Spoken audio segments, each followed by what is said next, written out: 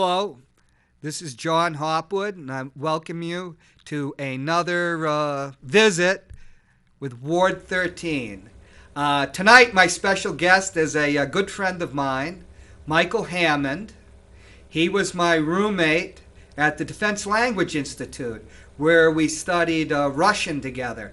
Mike, I think you were a little more successful in the Russian, weren't you? Due to your inspiration, John. Why don't you, Mike? Why don't you introduce yourself to the audience? Your background? Once again, you were at the Defense Language Institute. You studied Russian, and you were our best student, weren't you? Did you win Well, I the wouldn't say I award? was the best student. Yes, John and I were studying together. No, I no, think no stories now. yeah, okay, no I'm running personal for stuff. office. But as for me, and probably John was similar. I always had an interest in Russia and Russian language and the culture. So You studied for your master's degree at the University of Texas, didn't you? no, actually, I didn't finish, so let's not bring that up. But you were an officer. I was just a lowly sergeant. Well, as you once reminded me, an officer in the reserves, which is not quite the same, but nevertheless, yeah, I took advantage of what the military had to offer me, and I'm still grateful for being able to study Russian and get paid for it, because actually, to study Russian in a private university Would have been or quite institute, expensive. quite expensive. And there was only two at the time, Middlebury and MIS, the Monterey Institute of International Studies. There was only two Russian language schools because during the McCarthy period, remember, they kind of crushed the Russian language and culture studies.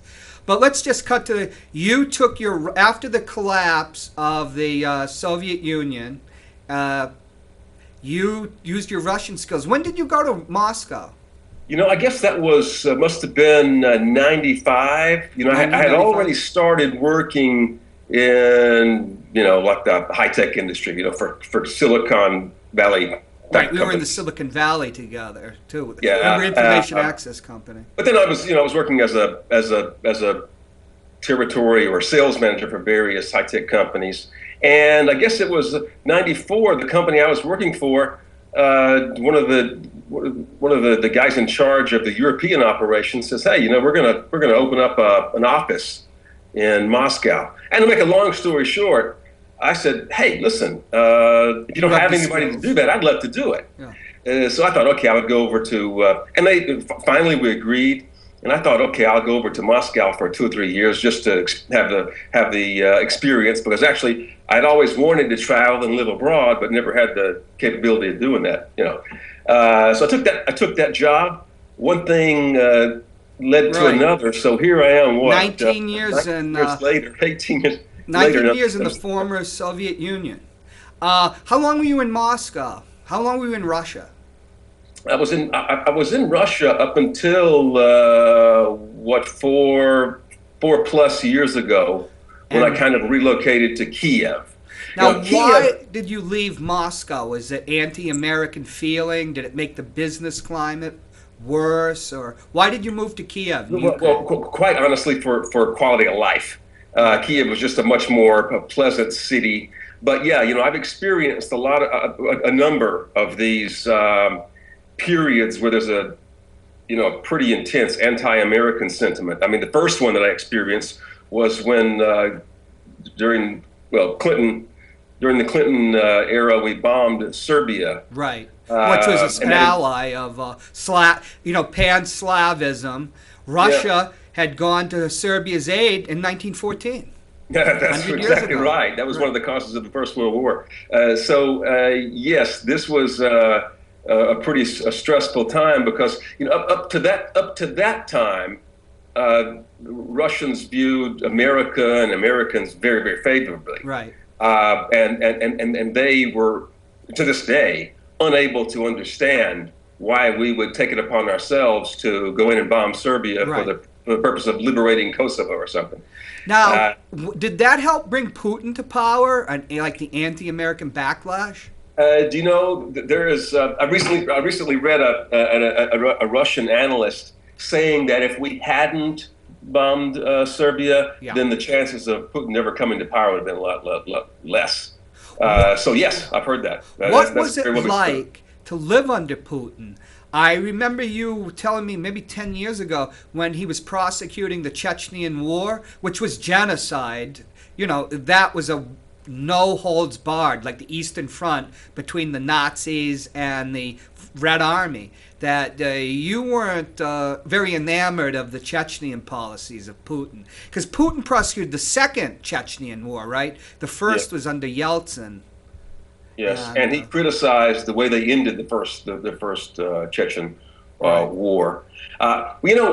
Russians get their news from TV, and so I Yes. always felt when Putin or the state media would begin to put out a message that was anti-American. Yeah, I always hunkered down a little bit because you feel a bit defensive, And it was coming from the Kremlin. Television's controlled by the Kremlin, right? Do they still yes. call it the Kremlin? It's very much controlled by the Kremlin. It's changed over time, and now they've taken pretty much 99% control over it. There were some independent stations which and outlets which over time they have closed. Yes. By various methods. But I recall speaking of the Chechen war. There was an incident which some folks may recall. I'm ashamed to say I can't remember exactly when, but in Beslan there was the a school massacre. Yeah, right. Where And Chechnyan separatists, Chechen separatists or radicals, held these kids hostage, in the school under horrific conditions. And I, like everyone else, was Russian shocked. children, Russian ethnic children, yeah. But after it was over, rather than having words of reconciliation, Putin on television said that Western foreign powers or intelligence operatives were behind it. Because that resulted in the massacre of over 100 students, right? Yes. Well, actually, especially when they were, so to speak, freed by the Russians, which is typically a brutal effort. Now, can I just give you a point of view of Victoria, my friend from Russia, who I met? She lived in Pebble Beach. I met her 10 years ago. She was born in 1980. She hates Putin. She's now a U.S. citizen. But Russians have their own way of looking at the world, don't they? When she talked to me about Chechnya, she explained the Chechens just don't want to liberate Chechnya. They want to liberate the Caucasus, Dagestan, all of those things. They're imperialists themselves. And she pointed out that Tolstoy wrote a novel over 120 or 30 years ago about a warlord from that era. That these conflicts are very deep-rooted, aren't they, Mike? They go back centuries. They are. Yeah. Your first point, I think, is it should be the foundation for our discussion, and that is that the Russians view the world and view events very differently from the way we do. Yes. Because of these historical reasons you're talking about. It's not America. They were part of the Allies of World War II, but they have a different view of World War II. In fact, they call it the Great Patriotic War. World War II and the Great Patriotic War overlaps World War II.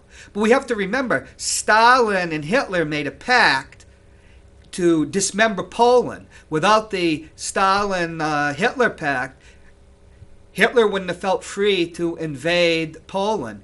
And the Soviets took eastern Poland at what was called the Curzon Line. They divvied up Poland, didn't they? You mean the Ribbentrop Pact? Oh, yeah, the Ribbentrop Pact of 1939, the Non-Aggression Pact. Yeah.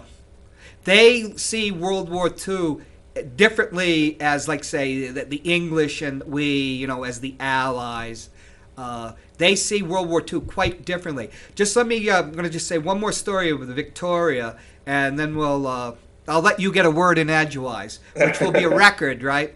Victoria called me up on May 8th, 2005. It might have been May 9th because I think they do it differently, maybe a day later, It's VE Day. And May she was in tears, Mike. She was crying. This is a 25-year-old woman and saying, John, the sacrifices of our grandparents, and then remembering I'm 20 years older than her, and our parents. And Big Hop was World War II vet, my uncles and everybody. But to her, she was in tears. That war, 50 years later, resonated with her, and she was born 35 years after the war. And to me, as an American, even though my uncle Chester won a Silver Star and got wounded at the Battle of the Bulge, it just doesn't have that resonance, does it? World War II is very alive in their culture. And that Victory Day celebration, which I happened to be in Moscow this year during that time, it's part of, not to denigrate the celebration of that event at all, but it's part of state and official propaganda. It has been forever. Oh, really? So it's very much a state event. You have the posters everywhere. The TV programs are full of stories about it. That's really part of the legitimization, or has been historically, of the Soviet or the communist regime. Right, that was of the Soviet regime. Because that was what Stalin brought us. Because up to that point, what had he really done? So that's their historical reference. That's our legitimate. That's what legitimizes us. The Russian, Putin has brought in and kind of furthered, or let's say absorbed, a lot of that Soviet propaganda in his Greater Russia ideology or push. To bring to make Russia great again. But it also has there's a saying amongst, that the Russians just are used to having a czar. I call Putin Tsar Putin. Now, as part of that, taking on the old generalissimo, Joe Stalin, the style or the rhetoric, is that part of Putin actually solidifying his own regime as a czar? Well, of course it is. But we have to keep in mind one thing: Russians, and I guess for a long time have felt threatened. They have unlike the U.S., they don't have oceans separating them from their enemies. It's just a great landmass, and so they've been invaded by the Mongols, the Germans, the French. Yes. So they are kind of what we would call paranoid. Yeah. So they think that. We have these restless populations in the Caucasus, Chechens, and others. We have the West threatening us from, Poland, and not to mention the U.S. Well, they were invaded by Napoleon and Hitler. There are threats all around. The country itself could break up. Yeah. So only a strong hand can keep this all together. That is part of their psyche. That's part of the Russian psyche. And that explains why they are even looking for a guy like a Putin to come in with a hard hand, firm hand, take names, and keep. They don't really mind. They would even expect him to steal a little bit, or to enrich himself, but just keep things together. What was the effect of the breakup of the Soviet Union on the Russian psyche? They had controlled Ukraine for over 250 years, at least since 1750. Moscow, the czars of Moscow, the Moscow Rus. What was the hit on their psyche? Like, what would be the equivalent if we lose Texas or California, if they were to hive off because of demographic change or something? What was the Russian attitude towards losing this great empire, probably the greatest physical empire that, except for the British Empire, that existed in history? Well, of course, you're probably familiar with Putin's famous statement that the fall of the Soviet Union was the greatest catastrophe of the 20th century. No, I didn't know that. Yeah, I mean, so for Putin and for a lot of people, yeah, that was a tragic event, and yeah, the Russians felt a sense of loss for a long time. The truth is that all of these the stands and the southern republics, Yeah. Russians they would gladly do without them. Even But with all their oil? well, they're different. They're in many cases Muslim republics, Right. which the They average Russian wouldn't feel a lot of kinship with. But to lose Ukraine, that is that's something very, very different. Let And me tell you, so I was in a neighborhood, the Lower East Side of New York, like 15 years ago, with another friend of Sovietologist, and I said, "Geez, they've misspelled the restaurant." And my friend says, "John, that's Ukrainian." Russian and Ukraine, the language is very similar, and aren't ethnically. Would it be like between like a Scot and an Irishman?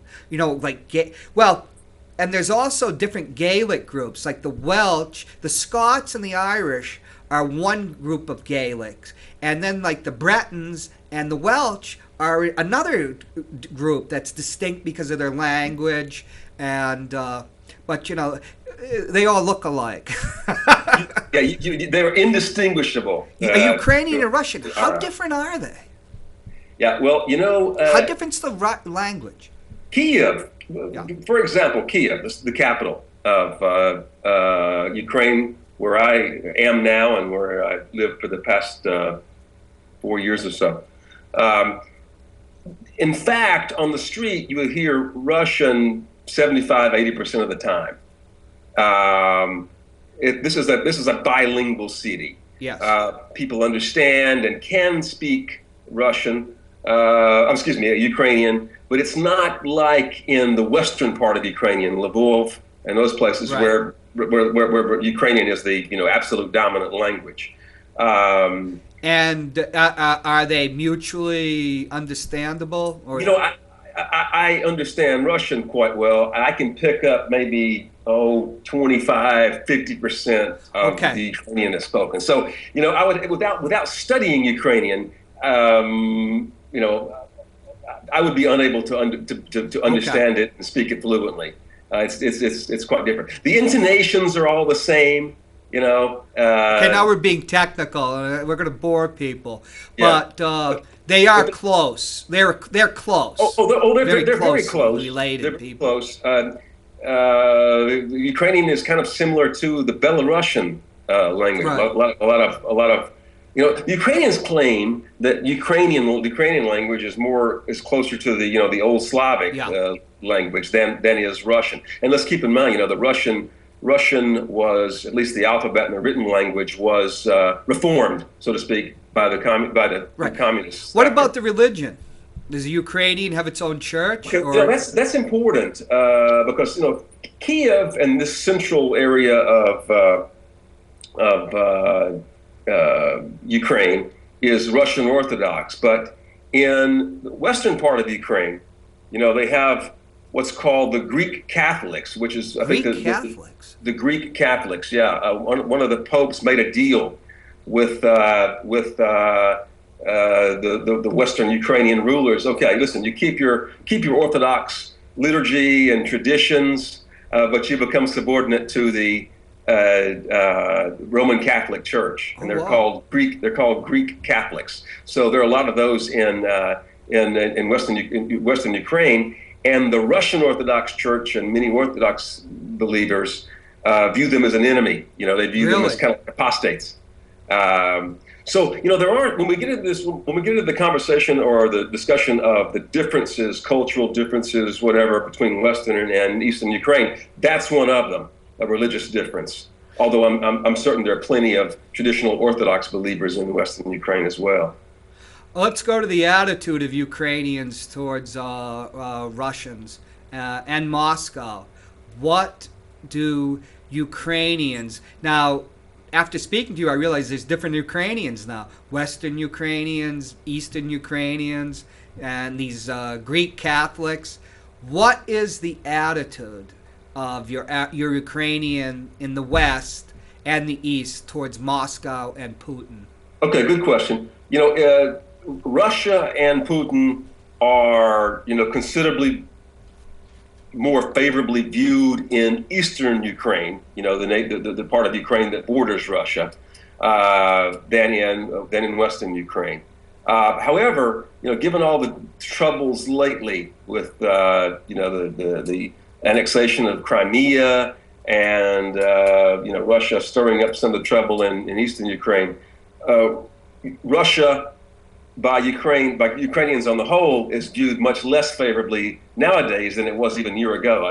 1 year ago, I saw a poll recently that showed a significant drop in the popularity of Russia and Russians perhaps.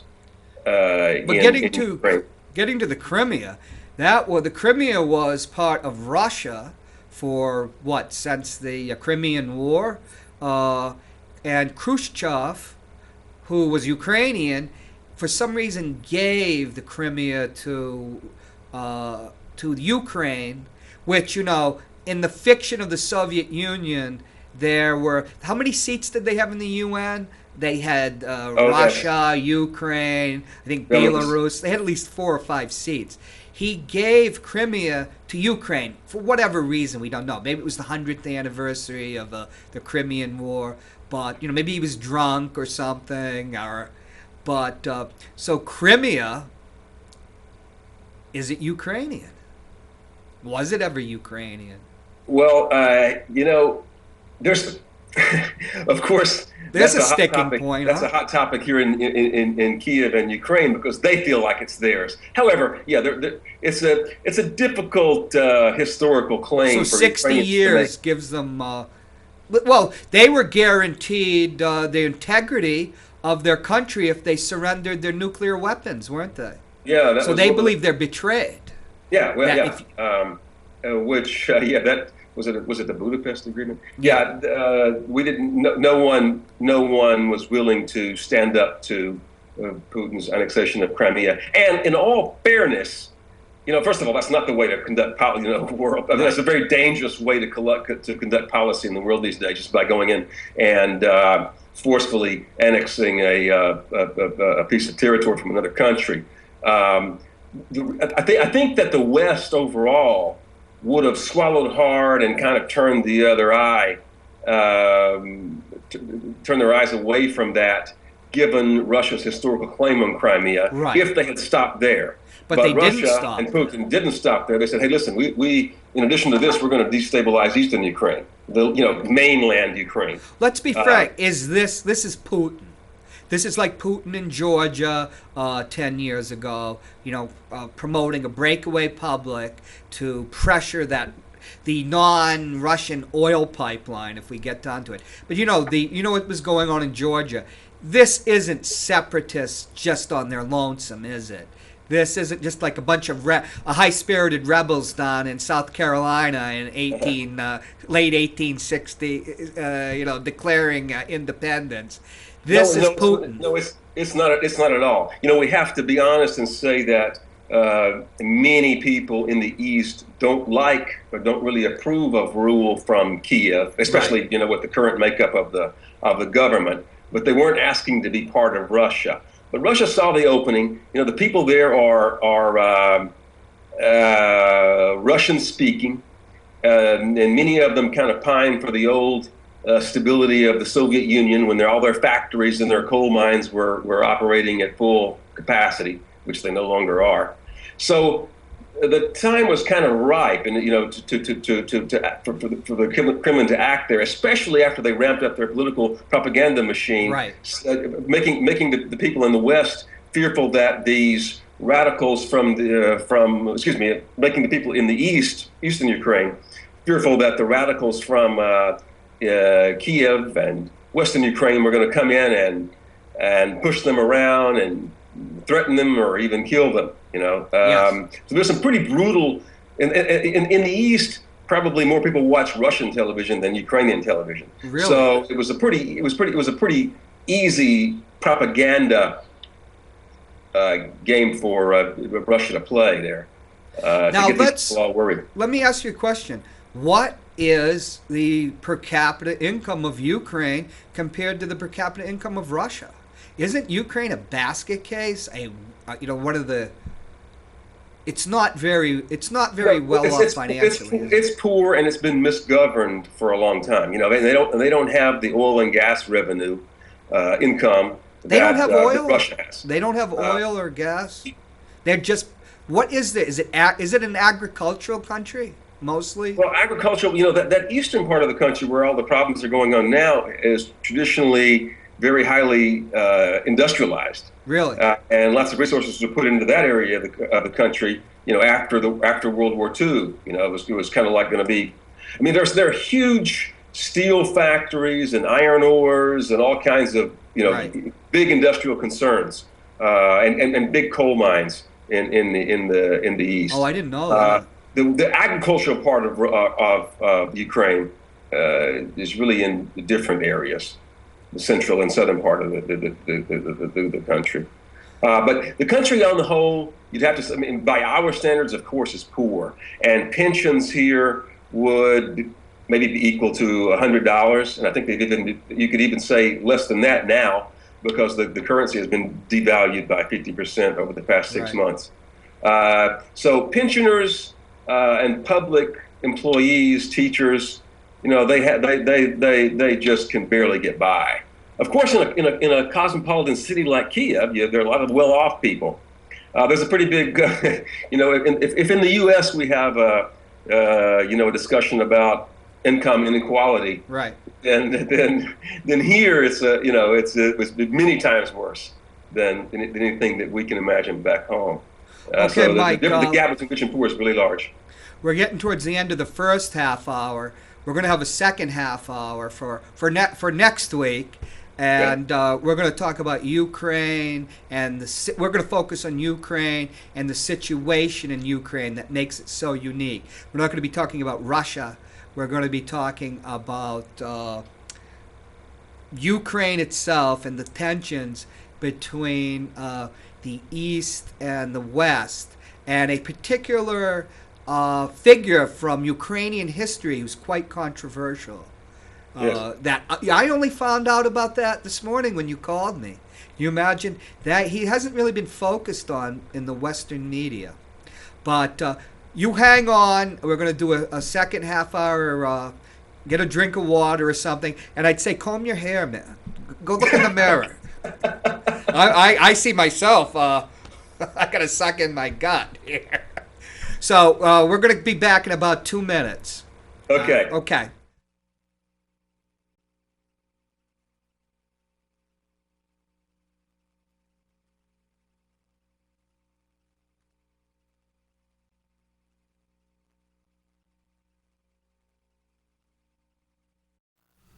Hello, I'm John Hopwood, and welcome back to Ward 13. This is part 2 with my friend Mike Hammond, who is lived in Ukraine for the past 4 years, and altogether has lived in the former Soviet Union for about 19 years. Part 1, last week we talked about Russia and the breakup of the Soviet Empire, its psychological effects, and about Putin, who I call him Tsar Putin. This show, we're going to focus on Ukraine itself. John, can you show us those maps of Ukraine, of old Ukraine? Let's see what this is. This was the Slavs. Can you see this, Mike? Can you see it on the back? Oh, you can't. These are just the territory. We have the Slavs when they're being pushed by the Turkish people and the different people. They are south of the Balts. They're going like from what would be Poland now to like what would be southwestern European Russia. Next map, John.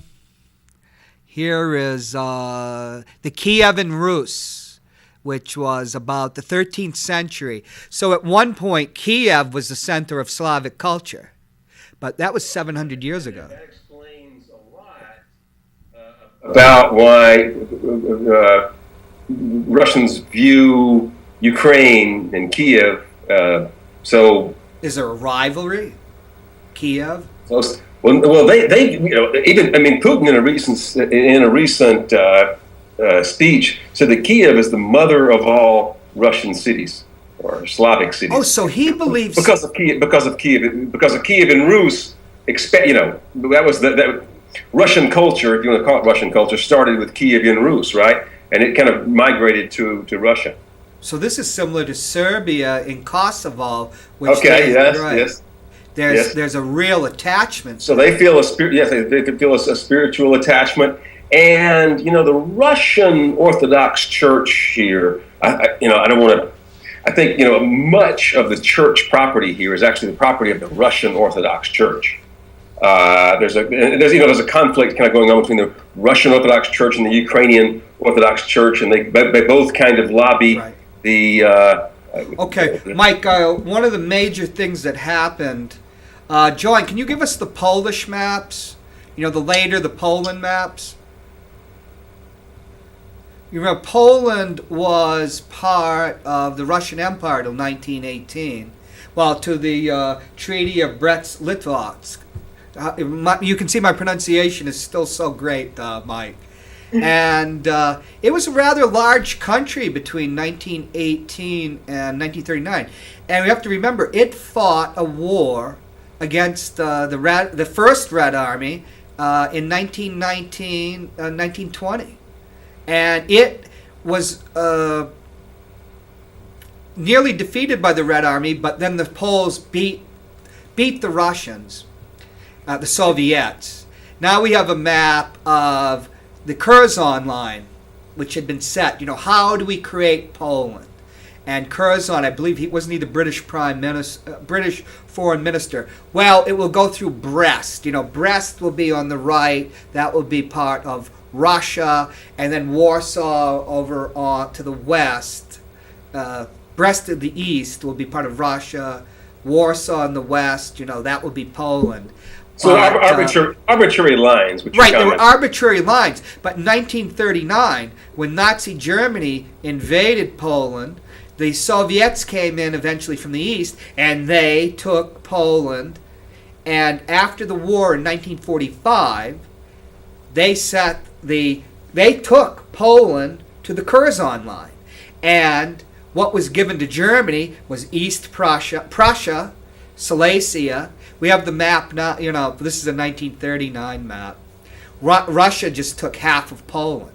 And that part they retained after the war, and that's Belarus and a good chunk of Ukraine, isn't it?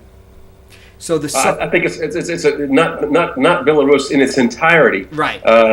Because actually I've been to Belarus many times and I have friends there, and Minsk is the capital of Belarus. What they say, and what I can't really verify that myself, but they say that like when you go to the part of Belarus that was part of Poland before pre-1939, that the farms are the farms and right.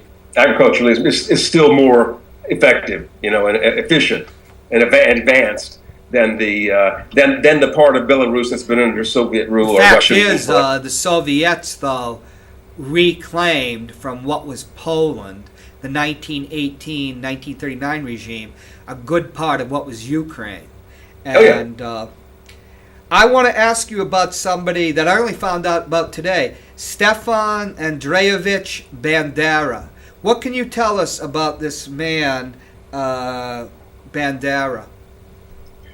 Well, the reason he's... Oh, John, can we have the pictures of Bandera?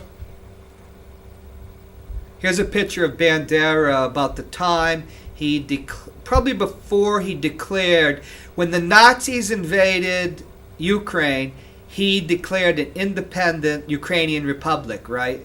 Yes. And did he collaborate with the Nazis? Yeah, okay, they say that he did. And of course, he's a figure that's been vilified in Russian and Soviet propaganda since the World War. He is viewed as a traitor, collaborator, a fascist, Mike, we have a picture as of are his followers. we have a picture of this man who's considered by Russians and by Eastern Ukrainians as a fascist collaborator and a mass murderer because his organization, took part in massacres allegedly. We had the picture of him in Freedom Square, a poster, and now he's on stamps in Ukraine. This controversial figure, and wasn't he declared a hero of Ukraine? How did that go over well in I think Ukraine? in the western part of Ukraine, he is viewed as a hero. A folk hero, something of a perhaps not the father of the nation, but an early proponent of Ukrainian statehood. Because he did fight against the fact, Poles. He fought as a matter of against fact, the on Poles. Maidan, there's still a big poster of him. But he is of course hated and despised by the Eastern and the Russian speakers in Ukraine, and of course in Russia, because they view him as someone who fought against their ancestors, who fought, bled, and died in World War II or the Great Patriotic War. So today, his followers are referred to as Banderites, which is used in a derisive manner by the Russian speakers in Ukraine and the Russians. So in Russian propaganda today, the current Ukrainian government is referred to as a fascist junta.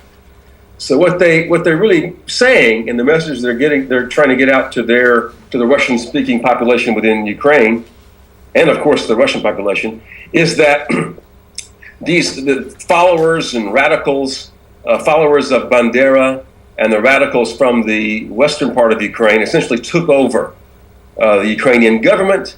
Now they're the ones leading this war to take back eastern Ukraine, and so therefore it's an illegitimate government, and the fascists are coming. In other words, because there are some followers of Bandera, they're called fascists by the and Russians. the Great Patriotic War is seen as a war against fascists. Oh, and yes. in Russia and former Soviet Union, that war is as significant for like a rebel like you from Sunflower County, Mississippi, as the war between the states, isn't it? And with a little more raw memories. We have this way of kind of mythologizing or glorifying a war after it's over, and perhaps for propaganda purposes.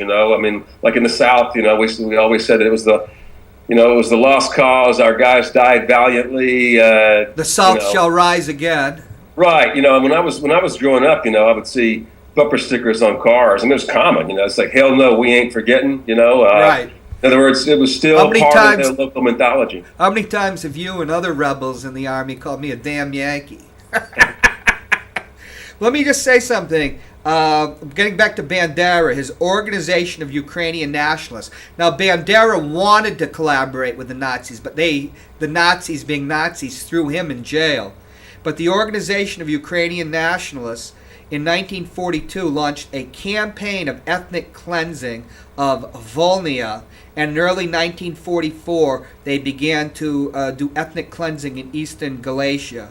While the Jews, they weren't as anti-Semitic as other fascist organizations, but the OUN said, the Jews in the USSR are the big group that supports Bolshevism, that old canard. So there was definitely anti-Semitism, and it would be my guess they might have helped in some of the ethnic cleansing there. The word that I'm writing down here, here's what Bandera and his government said in 1941 after the invasion. The Ukrainian People's Revolutionary Army, which has been formed on the Ukrainian lands, will continue to fight with the Allied German Army against Muscovite occupation for a sovereign and united state and a new order in the whole world. Now, I just remember, I know what the Holocaust means to, Jews, and the resonance of that. Is the fear of people against the Western Ukrainians. Let's say the fear of Eastern Ukrainians, ethnic Russians, and different ethnic groups, because there are different ethnic groups that are still in Ukraine, are they not? Is there fear against a retaliation or an ethnic cleansing in an area of the world that's not, exactly known for, all roses and doves and stuff? There's been a lot of bad stuff going on in the former Soviet Union. Is there fear? I'm not going to say justified, but it's an engine behind this, isn't it? The fear is not unjustified. Okay, well, I think the fear has been. Let me give you an example. There's still a Jewish community in Russia. In Ukraine. It survived. Of course, prior to World War II, there were many, many more Jews here. Right. As part of Russian propaganda, I can't say. I mean, it may be that the Jewish population, Jewish community here, Jewish leaders were fearful or apprehensive of some of these nationalist parties that participated in the Maidan revolution. The fear of that was certainly played up in on Russian TV and Russian press, saying that these fascists are coming in and they're anti-Semite and they're going to come in and punish or take revenge on some of the Jewish oligarchs. But in fact, the Jewish leaders and Jewish oligarchs, as the economic or as the magnates, the rich guys are called here, they're now cooperating very closely with this government. So I haven't seen any evidence of Jews, for example, being apprehensive about this government. They're just atavistic fears that go deep, that will be subsumed by this. And it's quite possible, John, that some of these nationalistic parties, like one of them is called Svoboda, freedom. Nationalistic Ukrainian parties. It could be that they're on their best behavior right now to show the West that no, we're tolerant and open to various people and ethnicities and whatever. I mean, it could be that the time of for example, Jewish and the tension between Jews and Ukrainian nationalists will only come later. But I'll have to say I haven't seen any evidence of it so far, because now what most people just want to have is peace in their country again and kind of minimal interference from Russia. But of course, that's never going to happen because Russia views Ukraine as vital to their national interests. Well, when we were studying the Soviet Union, there was a concept of the glacis. The glacis is the area outside a fort, just leading up to the fort. It's not the fort itself, but it's the area, and it's militarized in order to delay an attack on the fort. It's part of the defensive fortifications, but not the fort itself, the glacis.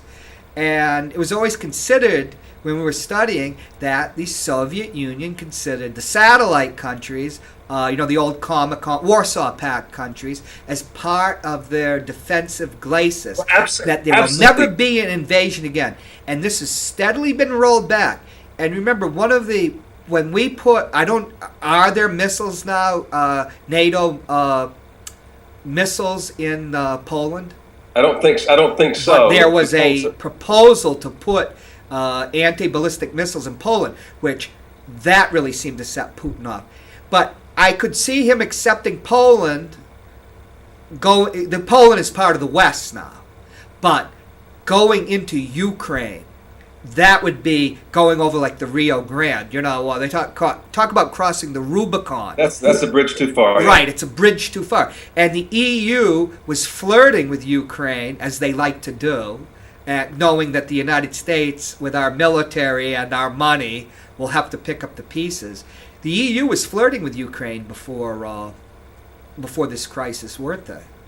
Yeah, well, that was actually the reason for the uprising in the center of Kiev here on the Maidan. Really? Was that the previous president as had presidents before him, promised that they were going to have a European orientation, and that they were going to sign an association agreement, whatever that was going to mean, with the European community. And when at the last hour, the previous president, Yanukovych, refused to do that and instead signed an agreement with the Russian, with Russia, for aid, which was probably going to lead to a customs union with Russia. That's when people quite simply revolted, because that's when it told them, after all, we're going to stay in, or this president wants us to stay in the Russian economic zone and under Russian influence. Right, and he's not about to let Ukraine go out of his sphere of influence. That would just be it. It would be, like we said, a bridge too far. Yeah, well, I guess the whole European Union Association, the whole idea seemed kind of innocuous or harmless to me and to many others. As a Westerner, but I guess Russia viewed it as a first step towards NATO.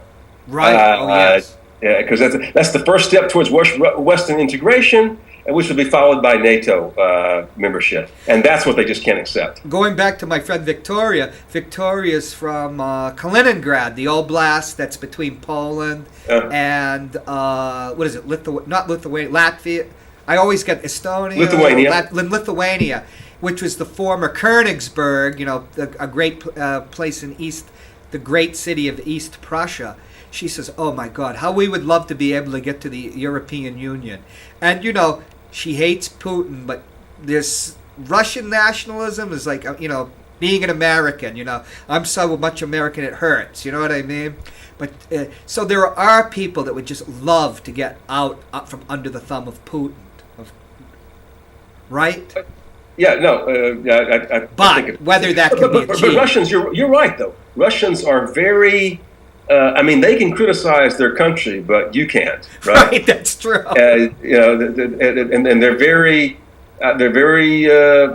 maybe perhaps patriotic is not the word, but they feel their Russianness very, very strongly, And I think, personally, I think it has to do with the fact that going back to the fact that they, in their soul, they feel threatened. Because they've grown up having to feel threatened. They've had these forces from the outside, whether it was the Mongols or the Western, always attacking them, and so they feel very defensive about their grandparents, their great grandparents, their grandparents, their parents. They've all gone through wars, and Soviet Union lost 25 million people dead. Whole generation of men was virtually wiped out. But the fear is real. But I want to get to, we got about 6 or 7 minutes. What's it like to be an American in Ukraine at this point in your life and career? How has it affected your life, and how has it affected you as a businessman? Oh, well, I'll be perfectly honest. With my current work, 90% of our business comes from the Russian market. It does. So there's. So you're just stationed in Kiev because it's a better quality of life. Yeah, by choice. I mean, it would be more convenient were I to be located in Moscow, but I just couldn't do that any longer. It's too much of a. It's just a huge city, huge traffic, not very clean air, and probably. Kiev has more of a little small.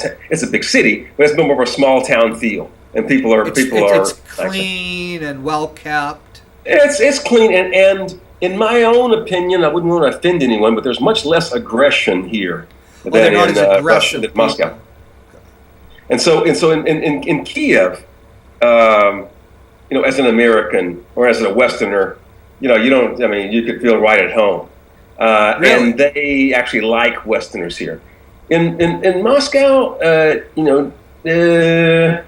sometimes not. You know, I mean, well, we were their enemy for what? 2 generations. We were targeted against the Soviet Union. I'll tell you a funny story about Big Hop and Russians after the broadcast.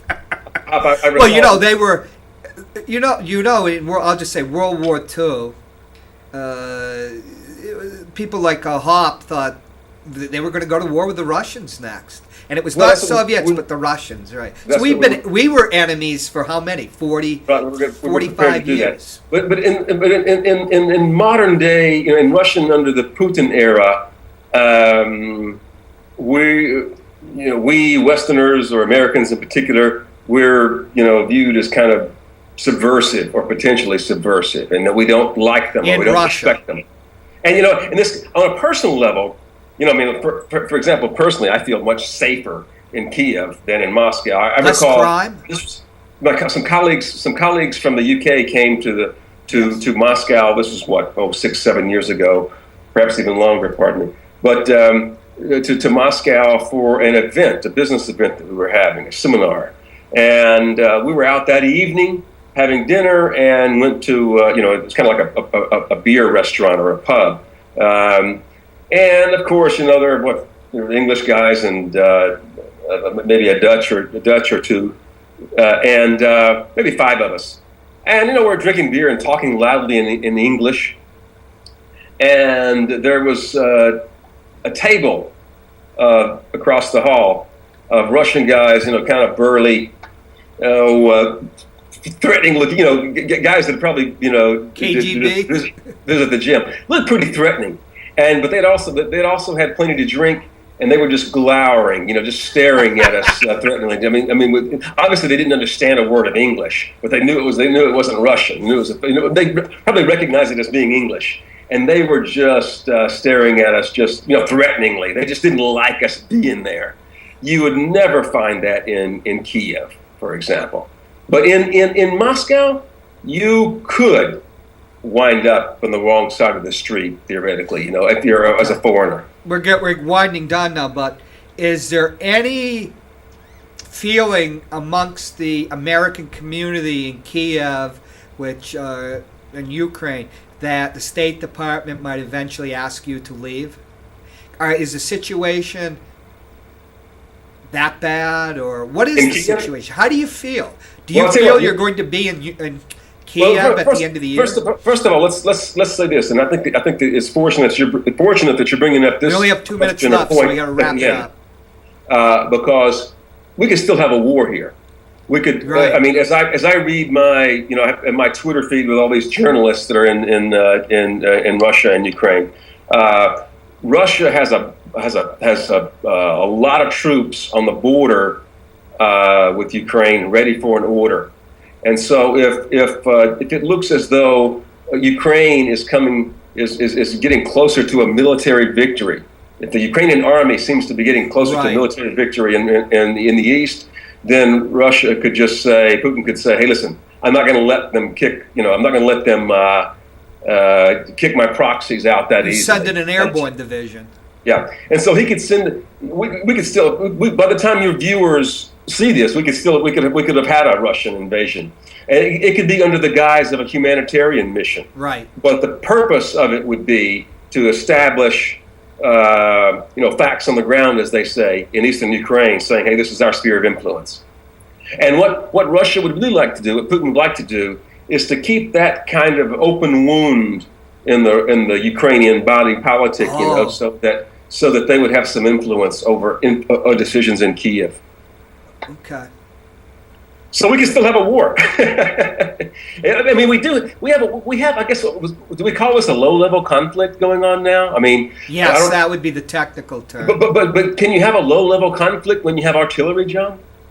Yeah. Yes, you can.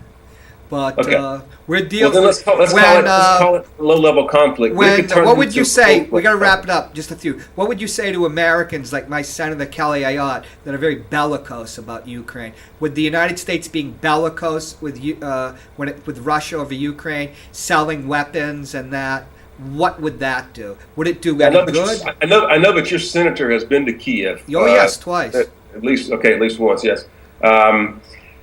That's a difficult call. I mean, once we start just providing lethal weapons to Kiev, we're coming closer to potential conflict ourselves. I mean, that's Oh a difficult yes, call.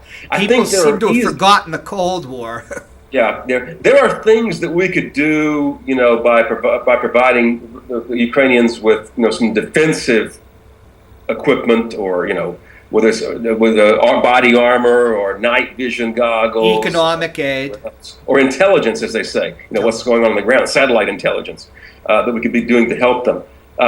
Whether we should be providing them with lethal weapons or not, that's a tough call, and I hate to be the president having to decide that. But Okay, right Mike. now, it doesn't seem that we're doing any of that. We could be doing more, probably.